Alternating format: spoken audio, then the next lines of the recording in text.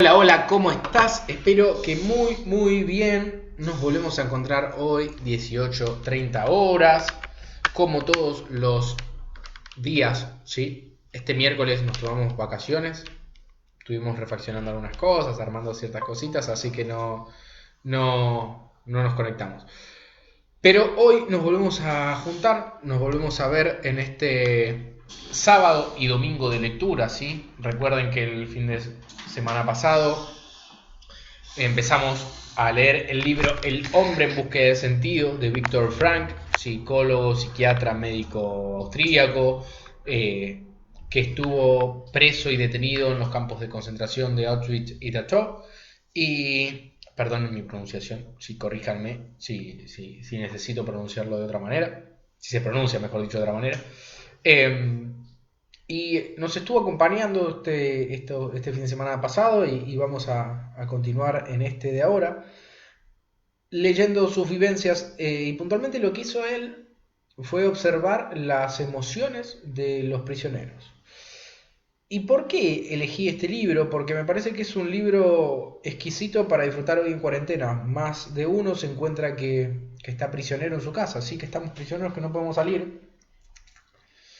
Y, y sentimos diferentes emociones. No para todos la cuarentena es un periodo de reflexión y de disfrute, sino que para muchos debe ser un momento oscuro y feo y peligroso. Y cuando hablo de peligroso me refiero a que se conectan consigo mismos y que no la están pasando bien, ¿sí? Entonces Viktor Frankl nos cuenta en su obra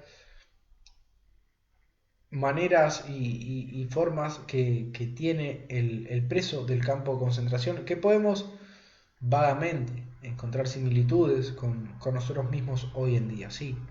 Así que yo soy Matías Iglesias Coach, si se ve, está ok. Hola Alicia, ¿cómo estás? Gracias por sumarte, gracias por estar siempre, te mando un beso grande. Estoy aquí tomando un café. Hola Clara, linda, ¿cómo estás? Gracias por sumarte vos también, gracias por acompañarnos.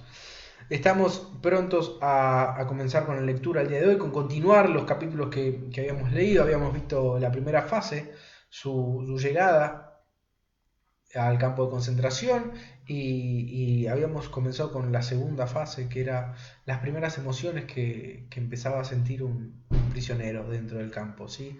A contar las primeras anécdotas y las primeras, no sé si anécdotas, tal vez vivencias dentro del campo. Voy a tomar el café, esperando unos segundos, unos minutos que se conecten algunos más y comenzamos con la lectura.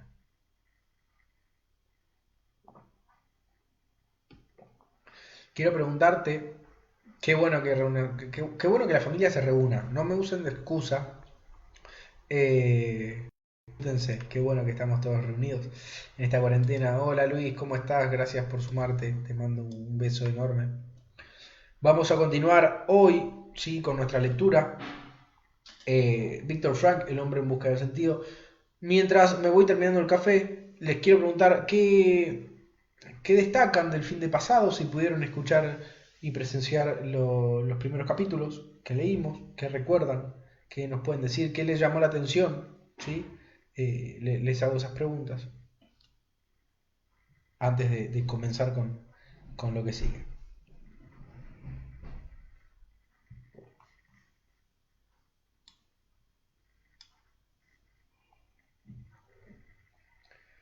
Y una vez preparados, listo el pollo, pelada la gallina, dice el refrán. Abro aquí el libro, ¿sí? Pongo en grande.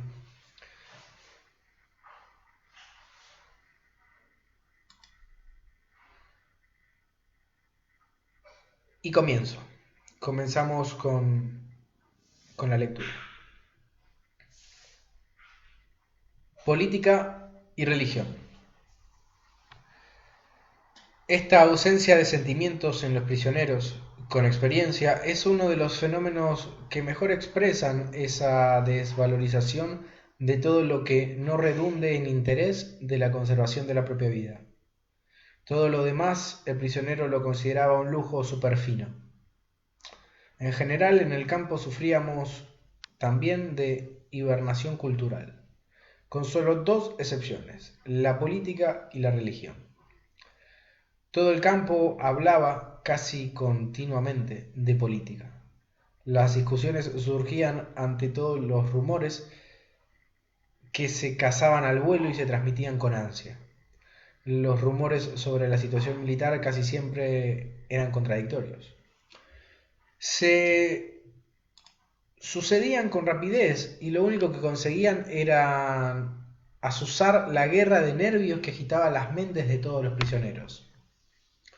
Una y otra vez se desvanecían las esperanzas de que la guerra acabara con celeridad, esperanzas avivadas por rumores optimistas.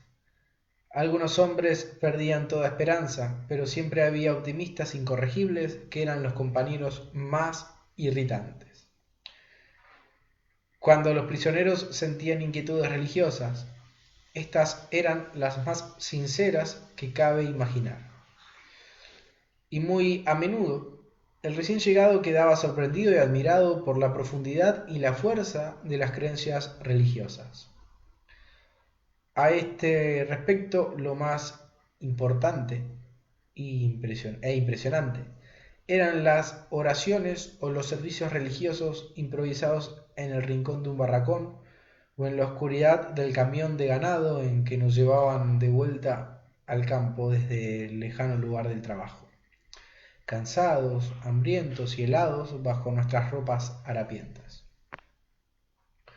Durante el invierno y la primavera de 1945 se produjo un brote de tifus que afectó a casi todos los prisioneros.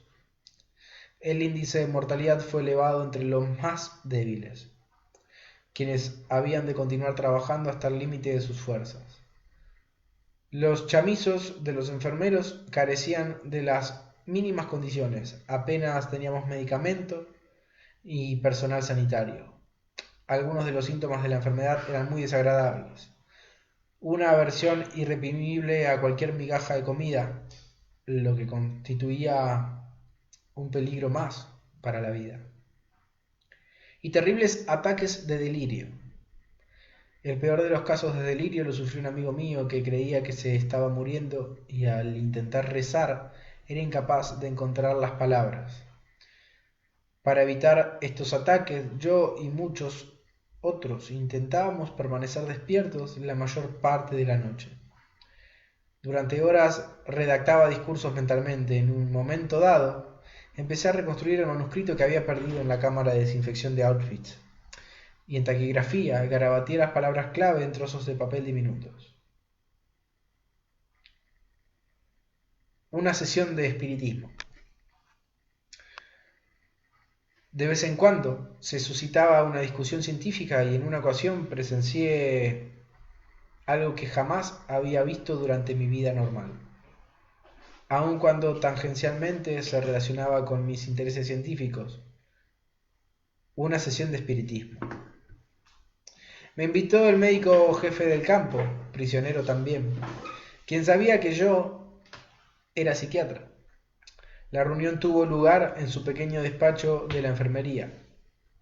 Se había formado un pequeño círculo de personas entre los que se encontraba de modo totalmente antirreglamentario el oficial de seguridad del equipo sanitario, un prisionero extranjero.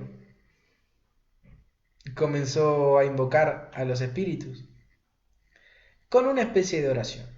El administrativo del campo estaba sentado ante una hoja de papel en blanco, sin ninguna intención consciente de escribir.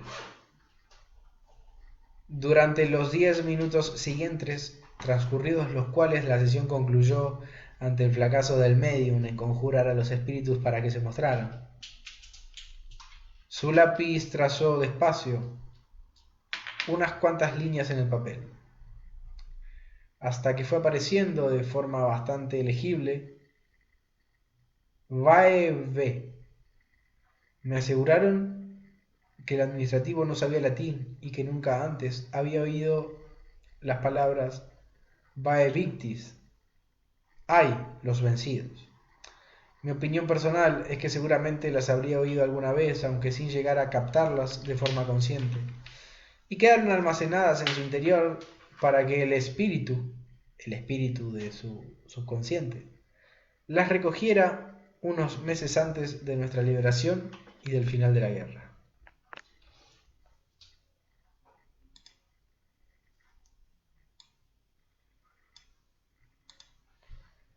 La huida hacia el interior. A pesar del primitivismo físico y mental imperantes a la fuerza, en la vida del campo de concentración aún era posible desarrollar una profunda vida espiritual. No cabe duda que las personas sensibles, acostumbradas a una vida intelectual rica, sufrieron muchísimo. Su constitución era a menudo endeble. Pero el daño causado a su ser íntimo fue menor. Eran capaces de aislarse del terrible entorno, retrotrayéndose a una vida de riqueza interior y libertad espiritual. Solo de esta forma puede uno explicarse la paradoja aparente de que algunos prisioneros, a menudo los menos fornidos, parecían soportar mejor la vida del campo que los de naturaleza más robusta. Para aclarar este punto me veo obligado a recurrir de nuevo a la experiencia personal. Voy a contar lo que sucedía aquellas mañanas en que, antes del alba, teníamos que ir andando hasta nuestro lugar de trabajo. Oíamos gritar las órdenes. ¡Atención! Destacamento, adelante. Izquierda 2, 3, 4. Izquierda 2, 3, 4. El primer hombre, media vuelta a la izquierda. Izquierda, izquierda, izquierda. Gorras fuera. Todavía resuenan en mis oídos estas palabras. A la orden de gorras fuera, atravesamos la verja del campo mientras nos enfocaban con los reflectores. El que no marchaba con marcialidad recibía una patada. Pero corría peor suerte quien, para protegerse del frío, se calaba la gorra hasta las orejas antes de que le dieran el permiso. En la oscuridad tropezábamos con piedras y nos metíamos en charcos al recorrer el único camino que partía del campo. Los guardias que nos acompañaban no dejaban de gritarnos y azuzarnos con las culatas de sus rifles. Los que tenían los pies llenos de llagas se apoyaban en el brazo de su vecino. Apenas mediaban palabras. El viento helado no propiciaba la conversación. Con la boca protegida por el cuello de la chaqueta, el hombre que marchaba a mi lado me susurró de repente: si nos vieran ahora nuestras esposas, espero que ellas estén mejor en sus campos e ignoren lo que nosotros estamos pasando. Sus palabras evocaron en mí el recuerdo de mi esposa. Cuando todo se ha perdido. Mientras marchábamos a trompicones durante kilómetros, resbalando en el hielo y apoyándonos continuamente el uno en el otro, no dijimos palabra, pero ambos lo sabíamos. Cada uno pensaba en su mujer. De vez en cuando yo levantaba la vista al cielo y veía diluirse las estrellas en el primer arbor rosáceo de la mañana que comenzaba a mostrarse, tras una oscura franja de nubes, mi mente se aferraba a la imagen de mi mujer, a quien vislumbraba con extraña precisión. La oía contestarme, la veía sonriéndome con su mirada franca y cordial. Real o no, su mirada era más luminosa que el sol del amanecer. Un pensamiento me petrificó. Por primera vez en mi vida comprendí la verdad vertida en las canciones de tantos poetas y proclamada en la sabiduría definitiva de tantos pensadores. La verdad de que el amor es la meta última y más alta a que puede aspirar el hombre. Fue entonces cuando aprendí el significado del mayor de los secretos que la poesía, el pensamiento y el credo humanos intentan comunicar. La salvación del hombre está en el amor y a través del amor. Comprendí cómo el hombre, desposeído de todo en este mundo, todavía puede conocer la felicidad, aunque sea solo momentáneamente, si contempla al ser querido. Cuando el hombre se encuentra en una situación de total desolación, sin poder expresarse por medio de una acción positiva, cuando su único objetivo es limitarse a soportar los sufrimientos correctamente, con dignidad, ese hombre puede, en fin, realizarse en la amorosa contemplación de la imagen del ser querido. Por primera vez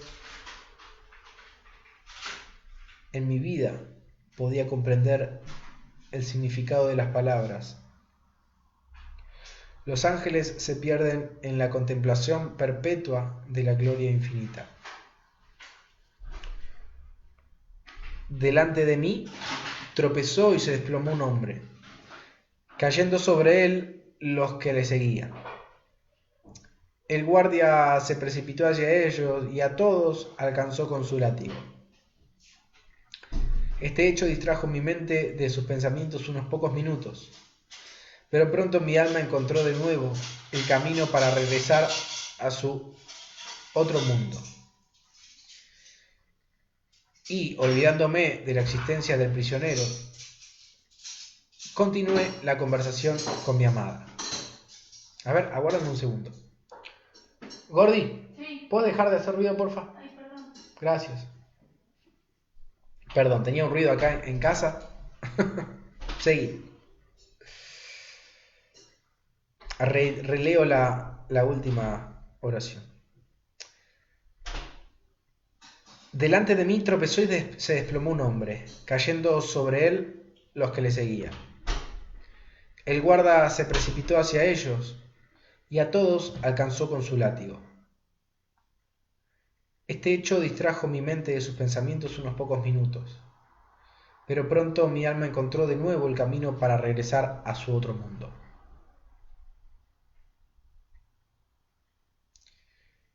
Y, olvidándome de la existencia del prisionero, continué la conversación con mi amada. Yo le hacía preguntas y ella contestaba a su vez. Ella me interrogaba y yo respondía. ¡Alto! Habíamos llegado a nuestro lugar de trabajo. Todos nos abalanzamos dentro de la oscura caseta con la esperanza de obtener una herramienta medio decente. Cada prisionero tomaba una pala o un zapápico. «¡Es que no podéis daros prisa, cerdos!». Al cabo de unos minutos reanudamos el trabajo en la zanja, donde lo dejamos el día anterior. La tierra helada se resquebrajaba bajo la punta del pico, despidiendo chispas. Los hombres permanecían silenciosos, con el cerebro entumecido. Mi mente se aferraba aún a la imagen de mi mujer, y un pensamiento me asaltó. Ni siquiera sabía si ella vivía aún. Solo sabía una cosa, algo que para entonces ya había aprendido bien, que el amor trasciende la persona física del ser amado y encuentra su significado más profundo en su propio espíritu, en su yo íntimo. Que esté o no presente, y aún siquiera que continúe viviendo, deja de algún modo de ser importante. No sabía si mi mujer estaba viva, ni tenía medio de averiguarlo. Durante todo el tiempo de reclusión no hubo contacto postal alguno con el exterior. Pero para entonces ya había dejado de importarme, no necesitaba saberlo, nada podía alterar la fuerza de mi amor. de mis pensamientos o de la imagen de mi amada. Si entonces hubiera sabido que mi mujer estaba muerta, creo que hubiera seguido entregándome, insensible a tal hecho, a la contemplación de su imagen, y que mi conversación mental con ella hubiera sido igualmente real y gratificante. Ponme como sello sobre tu corazón, pues fuerte es el amor como la muerte. Cantar de los Cantares, versículo 8, pasaje 6. Meditaciones en la zanja. Esta intensificación de la vida anterior ayudaba al prisionero a refugiarse contra el vacío, la desolación y la pobreza espiritual de su existencia, devolviéndole a su existencia anterior. Al dar rienda suelta a su imaginación, ésta se recreaba en los hechos pasados, a menudo no los más importantes, sino los pequeños sucesos y las cosas insignificantes. La nostalgia los glorificaba, haciéndoles adquirir un extraño matiz. El mundo donde sucedieron y la existencia que tuvieron parecían muy distantes, y el alma tendía hacia ellos con añoranza. En mi apartamento contestaba el teléfono y encendía las luces. Muchas veces nuestros pensamientos se centraban en estos detalles nimios que nos hacían llorar. A medida que la vida interior de los prisioneros se hacía más intensa, sentíamos también la belleza del arte y la naturaleza como nunca hasta entonces. Bajo su influencia llegábamos a olvidarnos de nuestras terribles circunstancias. Si alguien hubiera visto nuestros rostros cuando en el viaje de Auschwitz a un campo de Baviera contemplamos las montañas de Salzburgo con sus cimas refulgentes al atardecer. Asomados por las ventanucas enrejadas del vagón celular, nunca hubiera creído que se trataba de los rostros de hombres sin esperanzas de vivir ni de ser libres. A pesar de este hecho, o tal vez en razón del mismo, nos sentíamos transportados por la belleza de la naturaleza de la que duraba tanto tiempo.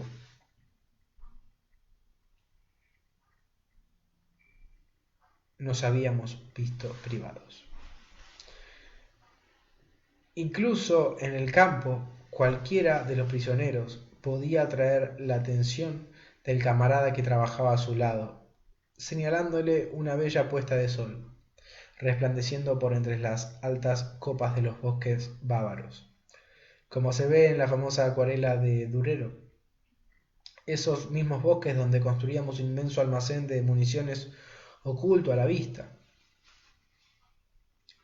Una tarde en que nos hallábamos descansando sobre el piso de nuestra barraca, muertos de cansancio, los cuencos de sopa en las manos, uno de los prisioneros entró corriendo para decirnos que saliéramos al patio a contemplar la maravillosa puesta de sol, y de pie, allá afuera, vimos hacia el oeste densos nubarrones, y todo el cielo plagado de nubes que continuamente cambiaban de forma y color desde el azul acero al rojo vermellón, mientras que los desolados barracones grisáceos ofrecían un contraste hiriente cuando los charcos del suelo fangoso reflejaban el resplandecer del cielo. Y entonces, después de dar unos pasos en silencio, un prisionero le dijo a otro: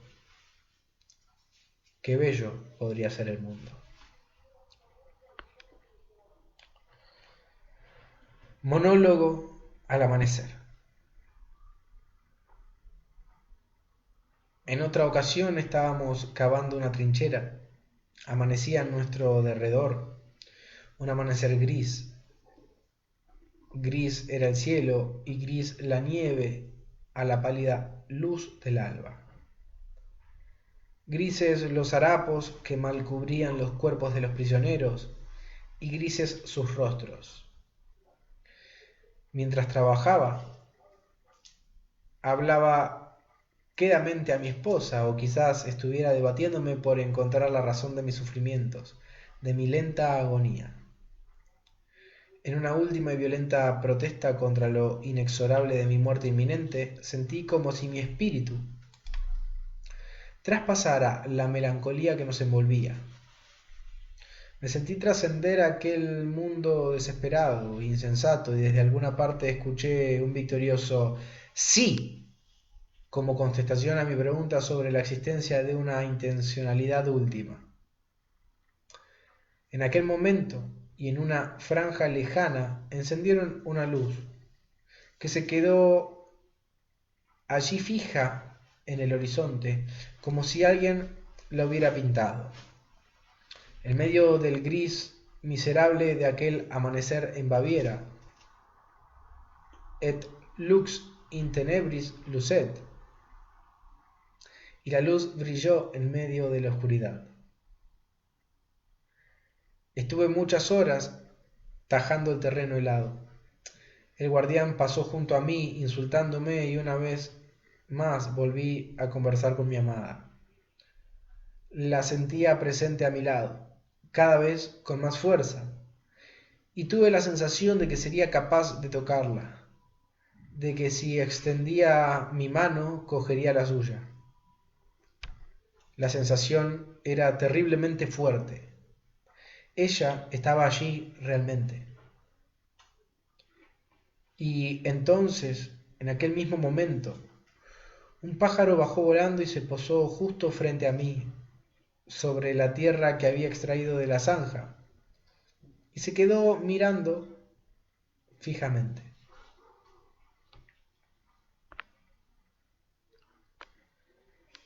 Arte en el campo. Antes he hablado del arte. ¿Puede pensarse en algo parecido a un campo de concentración?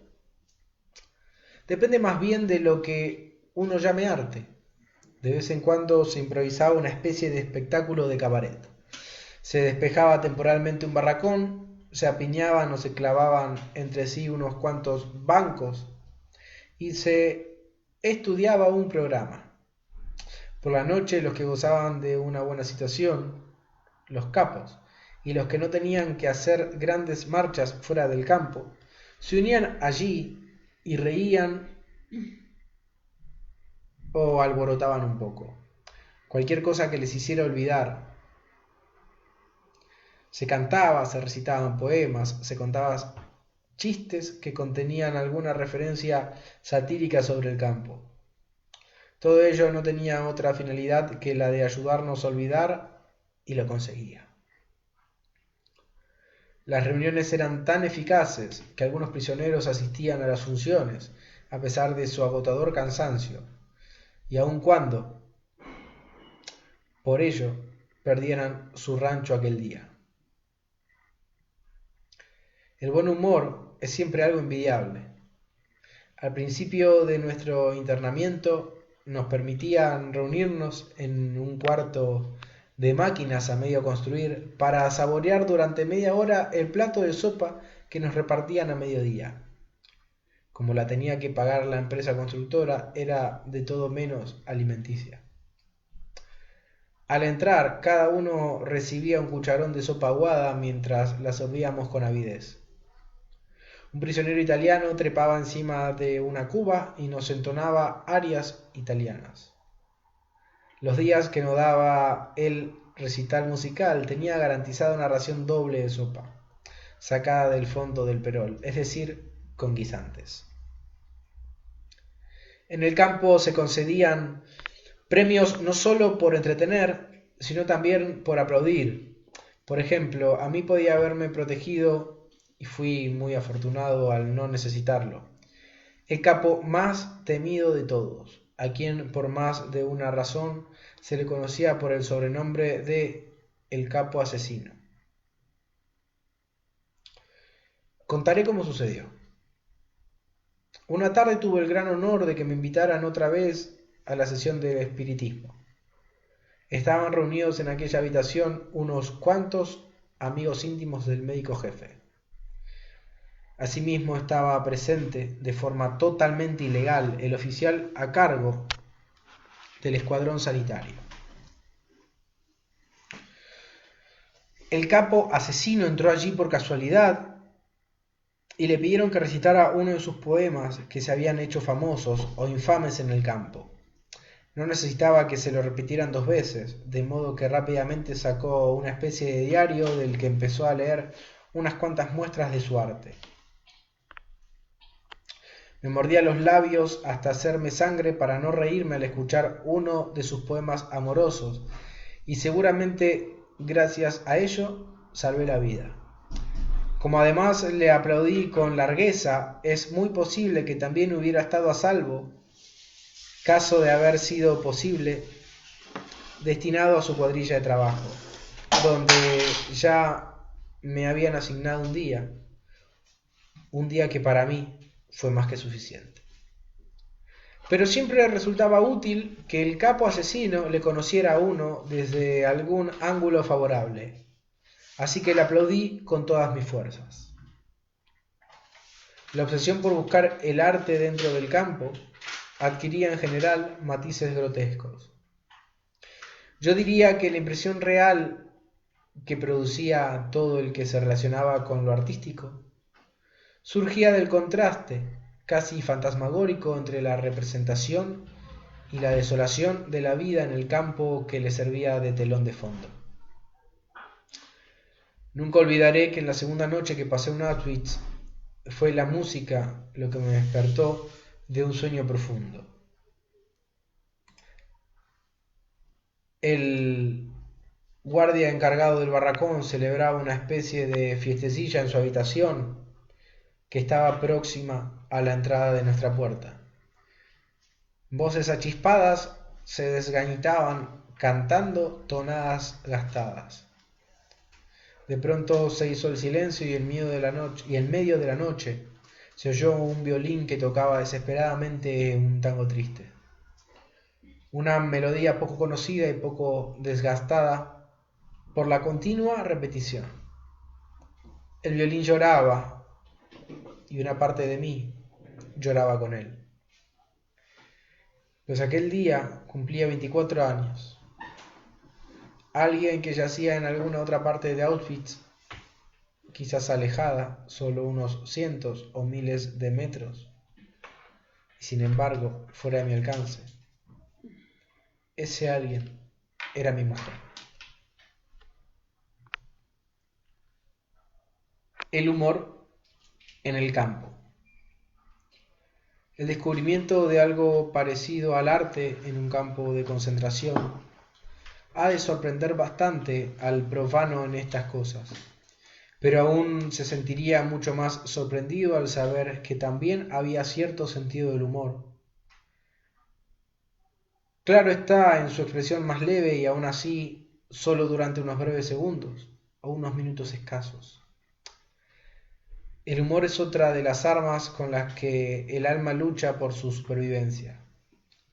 Es bien sabido que en la existencia humana el humor puede proporcionar el distanciamiento necesario para sobreponerse a cualquier situación, aunque no sea más que por unos segundos. Yo mismo entrené a un amigo mío que trabajaba a mi lado en la obra para que desarrollara su sentido del humor. Le sugería que debíamos hacernos la solemne promesa de que cada día inventaríamos una historia divertida sobre algún incidente que pudiera suceder al día siguiente de nuestra liberación. Se trataba de un cirujano que había pertenecido al equipo de un gran hospital. Así que una vez intenté arrancarle una sonrisa insistiendo en que cuando se incorporara a su antiguo trabajo le iba a resultar muy difícil olvidar los hábitos que había aprendido en el campo de concentración. Al pie de la obra que construíamos, y en especial cuando el supervisor hacía su ronda de inspección, el capataz nos estimulaba a trabajar más deprisa gritando ¡acción! ¡Acción! Así que dije a mi amigo, un día regresarás al quirófano para operar a un paciente aquejado de peritonitis. De pronto una ordenanza entrará a toda prisa y anunciará la llegada del jefe de equipo de operaciones gritando ¡Acción! ¡Acción! ¡Que viene el jefe! A veces los otros inventaban sueños divertidos con respecto al futuro, previendo, por ejemplo, cuando tuvieran un compromiso para asistir a una cena, se olvidarían de cómo se sirve la sopa. Le pedirían a la anfitriona que les echara una cucharada del fondo. Los intentos para desarrollar el sentido del humor y ver las cosas bajo una luz humorística son una especie de truco que aprendimos mientras dominábamos el arte de vivir. Pues aún en un campo de concentración es posible practicar el arte de vivir, aunque el sufrimiento sea omnipresente. Cabría establecer una analogía. El sufrimiento del hombre actúa de modo similar a como lo hace el gas en el vacío de una cámara. Esta se llenará por completo y por igual, cualquiera que sea su capacidad. Análogamente, el sufrimiento ocupa toda el alma y toda la conciencia del hombre, tanto si el sufrimiento es mucho como si es poco. Por consiguiente, el tamaño del sufrimiento humano es absolutamente relativo, de lo que se deduce que la cosa más nimia puede originar las mayores alegrías. Tomemos a modo de ejemplo algo que sucedió en nuestro viaje de Auschwitz a un campo filial del de Dachau. Todos temíamos que aquel traslado nos llevara al campo de Mauthausen y nuestra tensión aumentaba a medida que nos acercábamos a un puente sobre el Danubio que el tren tenía que cruzar para llegar a Mauthausen. Según sabíamos, por lo que contaban los prisioneros más experimentados. Los que no hayan visto nunca algo parecido no podrán imaginar los saltos de júbilo que los prisioneros daban en el vagón cuando vieron que nuestro transporte no cruzaba aquel puente y que solo nos dirigíamos a Dachau. ¿Qué sucedió a nuestra llegada a este campo tras un viaje que había durado 2 días y 3 noches? En el vagón no había sitio para que todos nos acurrucáramos en el suelo al mismo tiempo. La mayoría tuvo que permanecer de pie todo el viaje, mientras que unos pocos se turnaban para ponerse de cuclillas en la estrecha franja que estaba empapada de orines. Cuando llegamos, las primeras noticias que escuchamos a los prisioneros más antiguos fueron que este campo relativamente pequeño, con una población de 2.500 reclusos, no tenía horno, ni crematorio, ni gas, lo que significaba que ninguno de nosotros iba a ser un musulmán. Ninguno iba a ir derecho a la cámara de gas, sino que tendría que esperar hasta que se dispusiera a lo que se llamaba un convoy de enfermos, que lo devolvería a Auschwitz. Esta agradable sorpresa nos puso a todos de buen humor. El deseo del viejo vigilante de nuestro barracón en Auschwitz se había cumplido. Habíamos llegado lo más rápidamente posible a un campo que, a diferencia de Auschwitz, no tenía chimenea. Nos reímos y contamos chistes a pesar de las cosas que tuvimos que soportar durante las horas que siguieron. Cuando nos contaron a los recién llegados, resultó que faltaba uno. Así es que hubimos de esperar a la intemperie, bajo la lluvia y el viento helado, hasta que apareció el prisionero. Finalmente le encontraron en un barracón, dormido, exhausto por el cansancio. Entonces, al pasar lista, se convirtió en un desfile de castigo. Durante toda la noche y hasta muy entrada la mañana siguiente tuvimos que permanecer de pie en la intemperie, helados y calados hasta los huesos, después del esfuerzo que había supuesto el viaje. Y aún así nos sentíamos contentos. En aquel campo no había chimenea y Auschwitz quedaba lejos. Quien fuera un preso común. Otra vez vimos un grupo de convictos que pasaban junto al lugar donde trabajábamos. Y entonces se nos hizo patente y obvia la relatividad del sufrimiento y envidiamos a aquellos prisioneros por su existencia feliz, segura y relativamente bien ordenada. Sin duda tendrían la oportunidad de bañarse regularmente, pensamos con tristeza. Seguramente dispondrían de cepillos de dientes, de ropa, de un colchón, uno para cada uno. Y mensualmente el correo les traería noticias de lo que sucedía a sus familiares, o al menos de si estaban vivos o habían muerto. Hacía mucho tiempo que nosotros habíamos perdido todas esas cosas. Y como envidiábamos a aquellos de nosotros que tenían la oportunidad de entrar en una fábrica y trabajar en un espacio cubierto, al abrigo de la intemperie.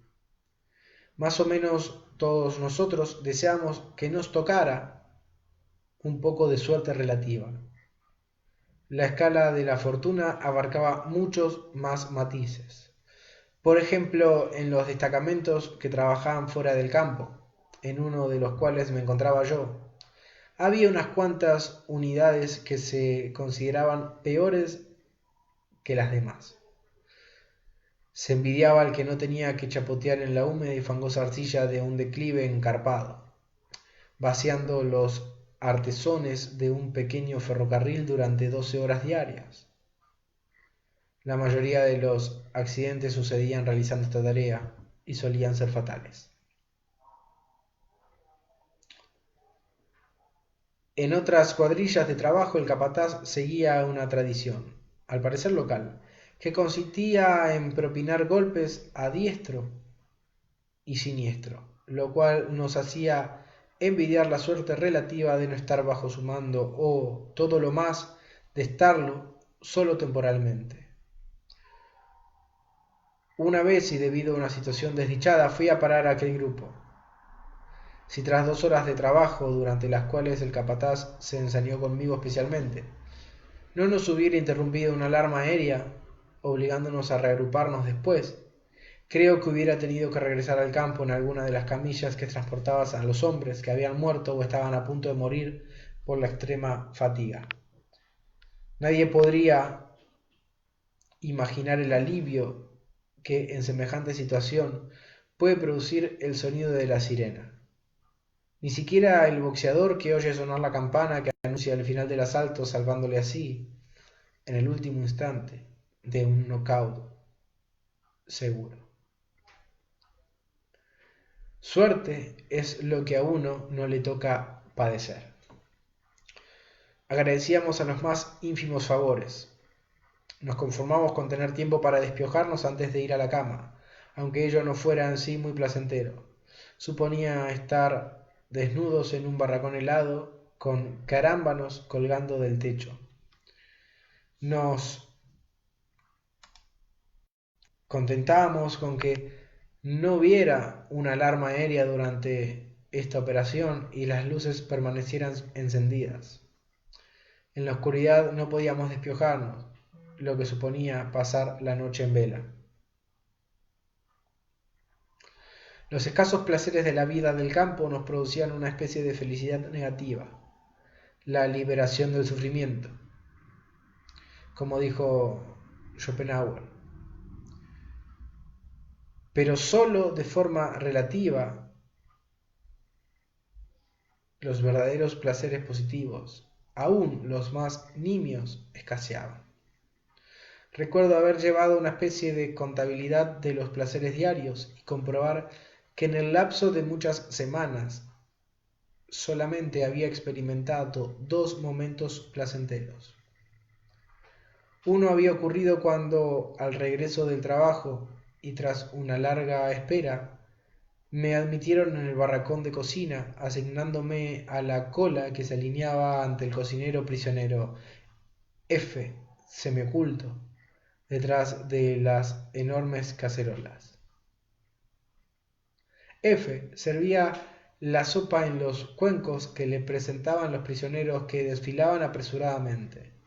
Era el único cocinero que al llegar los cuencos no se fijaba en los hombres, el único que repartía con equidad sin reparar en el recipiente y sin hacer favoritismos con sus amigos o paisanos, obsequiándoles con patatas mientras el resto tenía que contentarse con la sopa aguada de la superficie. Pero no me incumbe a mí juzgar a los prisioneros que preferían a su propia gente. ¿Quién puede arrojar la primera piedra contra aquel que favorece a sus amigos bajo unas circunstancias en que, tarde o temprano, la cuestión que se dilucidaba era la vida o muerte?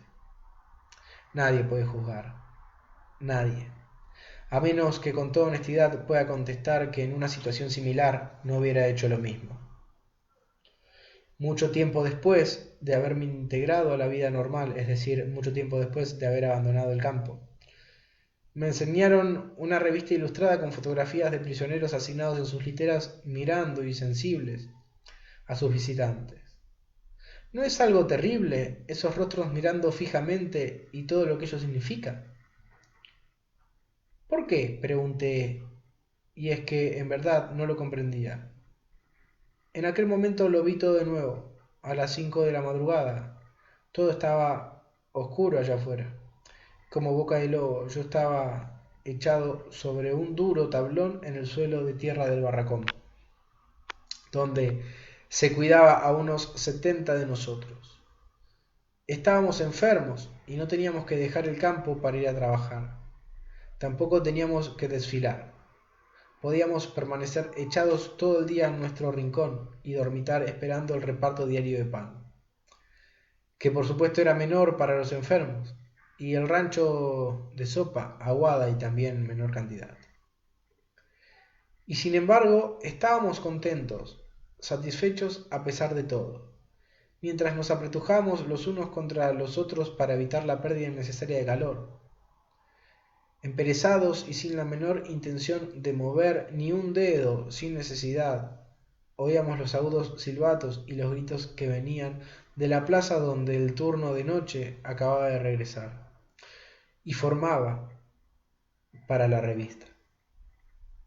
La ventisca abrió la puerta de par en par y la nieve entró en nuestro barracón. Un camarada exhausto y cubierto de nieve entró tambaleándose y durante unos minutos permaneció sentado. Pero el guardia le echó fuera de nuevo. Estaba estrictamente prohibido admitir a un extraño en un barracón mientras se procedía a pasar revista.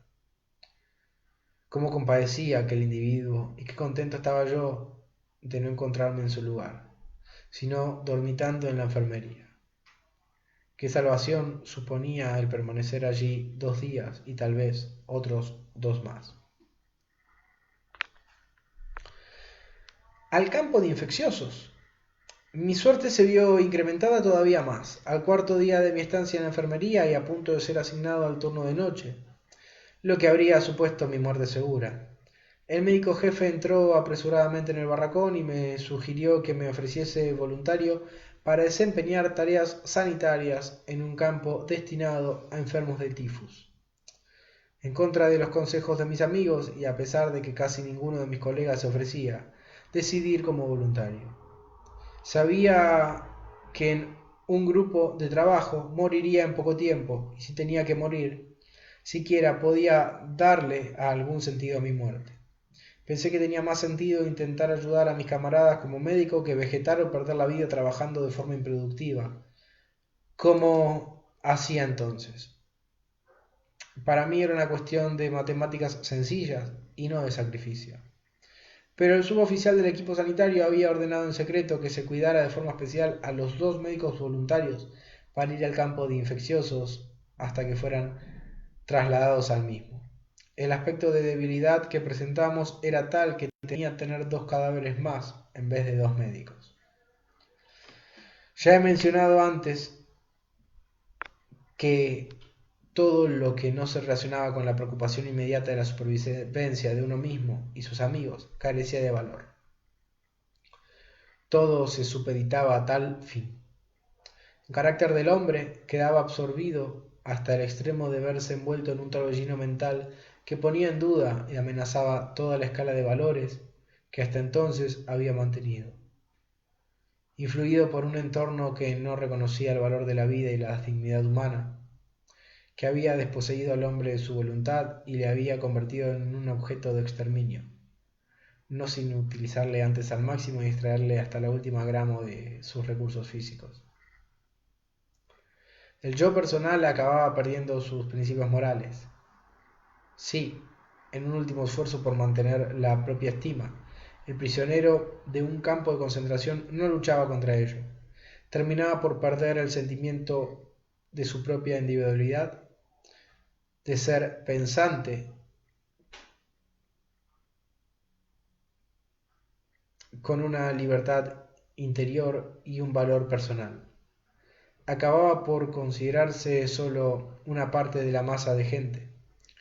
Su existencia se rebajaba al nivel de la vida animal.